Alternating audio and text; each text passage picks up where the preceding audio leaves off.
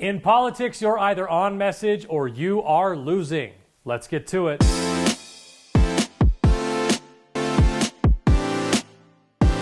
Welcome to On Message, a weekly look at where the battle lines are drawn and who is winning the war of words. This week, under the radar. Statewide races always seem to grab all the headlines, even in a midterm election. While everyone, myself included, has spent far more time looking at the U.S. Senate race, there are 4 House races going on too. And one of those that's managed to go largely unnoticed is the race for Utah's 1st District, my home district, where one-term incumbent Blake Moore faces 2 Republican challengers, Tina Cannon and Andrew Badger. Now, Badger won at convention for what that's worth, and spoiler alert, it's not worth much. And Cannon has the endorsement of Rob Bishop, who represented the district for nearly 2 decades.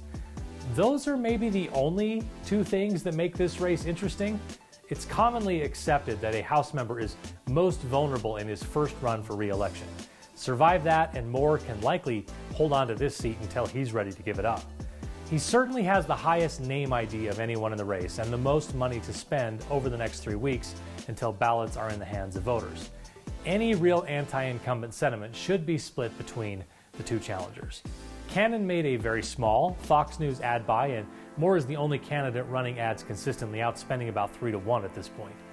The ads show you what's driving this race. The first 30 seconds of Moore's spot supports all those wrong track issues and includes images of the GOP's unholy trinity of Pelosi, Biden, and Putin.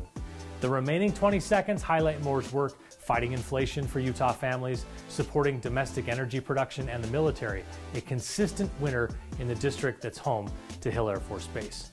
In short, Moore is saying all the right things to a broad spectrum of primary GOP voters. Outside of the delegates who rated him 7 points behind Badger, I don't sense there's really any swell among Republican primary voters to replace Moore with somebody new. His messaging is on target, he's not had any major mishaps in his first term, and about 238,000 voters in his district have already cast a ballot for him before. All signs point to him claiming the GOP nomination next month. That's it for this week. More on Message in the next issue of the Utah Political Underground. Make sure you visit the site and sign up for our weekly email update. You can find more On Message videos, in-depth Utah political stories and analysis, plus podcasts and more at utahpoliticalunderground.com.